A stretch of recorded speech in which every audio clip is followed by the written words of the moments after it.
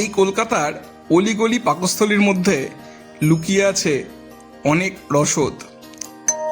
Chandni Chowk metro থেকে নেমে নিশান ক্যাফের ঠিক উল্টো দিকে ব্যাংক অফ ইন্ডিয়ার পাশ দিয়ে গেলেই সামনে পাবেন এই আলিবাবার গুপ্তধনের জায়গা।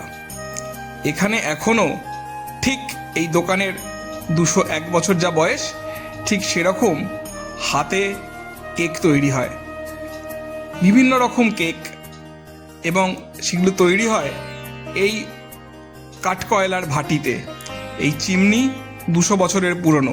আজমের শরীফের দরগা, সেখানকার খাজা বাবার আশীর্বাদ নিয়েই 1824 সালে এই বেকারিটি তৈরি। বর্তমানে 8ম প্রজন্ম এই বেকারির দায়িত্বে আছেন, এবং এই চিমনিটা দেখলেই এর প্রাচীনত্ব বুঝতে পারবেন। এখানে বিভিন্ন রকম কেক, বিস্কুট তৈরি করা হয়, যেমন walnut cake, fruit cake, plane cake বা ইউরোপিয়ান কেক যেটাকে বলেন ওনারা।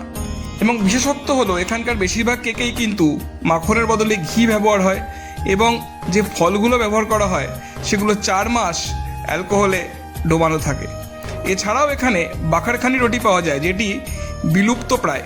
দোকানটির ঠিকানা দেওয়া রইল, এবং তার সামনে যে কি কি পাওয়া যায় তারও একটি চিত্র আপনাদের সামনে দেওয়া রইল। কখনো কোনো কাজে চাঁদনিতে এলে একবার ঘুরে যাবেন, বা আপনারা বউবাজার থানা, হেয়ার স্ট্রিট থানার থেকে সোজা এলেও এই দোকানটি পাবেন।